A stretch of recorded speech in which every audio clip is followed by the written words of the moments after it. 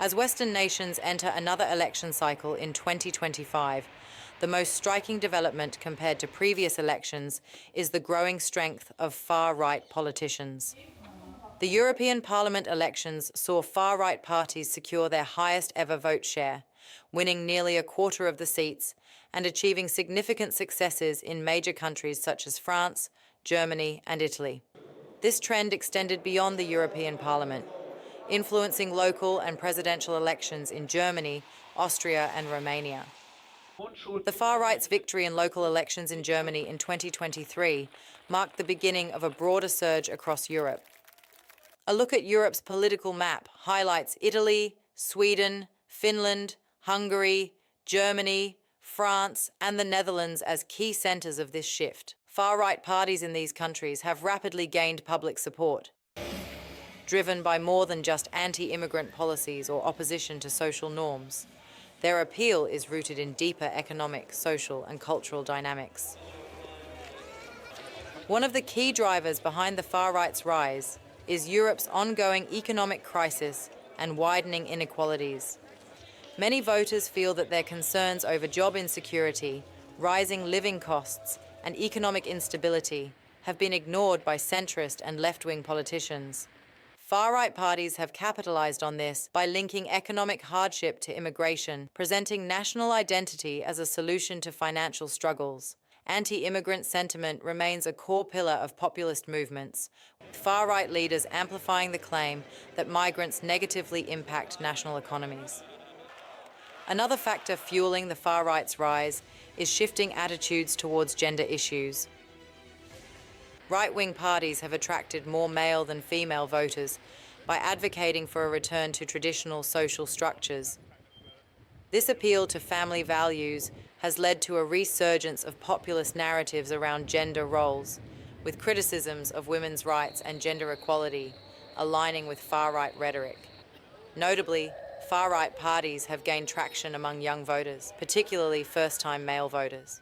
In Poland's 2023 election, nearly half of men aged 18 to 21 backed a far-right party, and a similar trend was observed in Portugal's March 2024 election, where 1 in 4 voters under 25 supported the far-right Chega party. The problem that we're facing in Europe is that there is a growing disavowalment, disconnection between the ruling elites that are no longer elites or just a political class, that has lesser and lesser quality and a lesser and lesser capacity of management, with crises popping up left, right, and center all over Europe, be it. So, of course, immigration comes in, but immigration oftentimes doesn't integrate, and those that integrate are not noticed. Only those that are noticeable are the ones that don't integrate.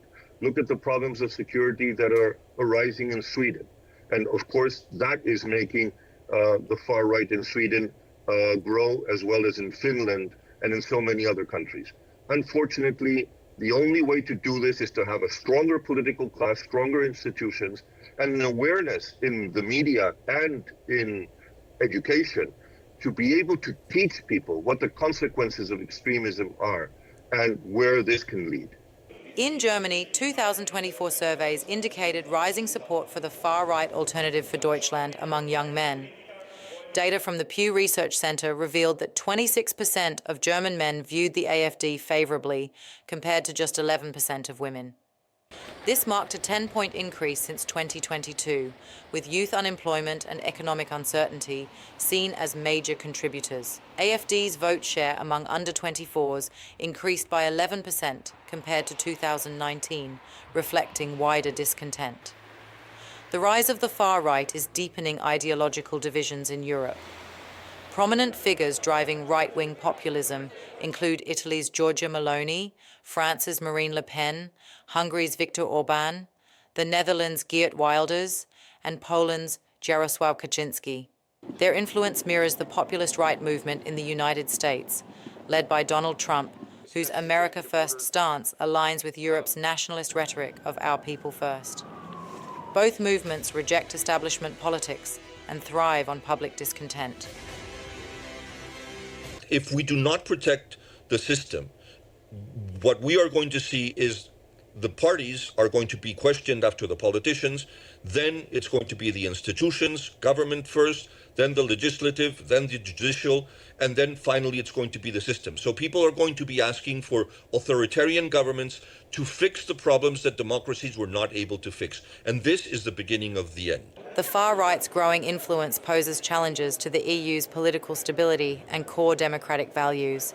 Since its foundation, the EU has been built on human rights, democratic governance, and international cooperation. However, far-right parties increasingly view Brussels and EU institutions as adversaries, raising concerns about European unity. At the same time, criticism of the EU is not exclusive to the far right. Some left-wing movements also argue that EU bureaucracy undermines national decision-making, calling for reforms to improve transparency and accountability. If far right continues to gain ground, the EU could face internal divisions that challenge its long-term cohesion.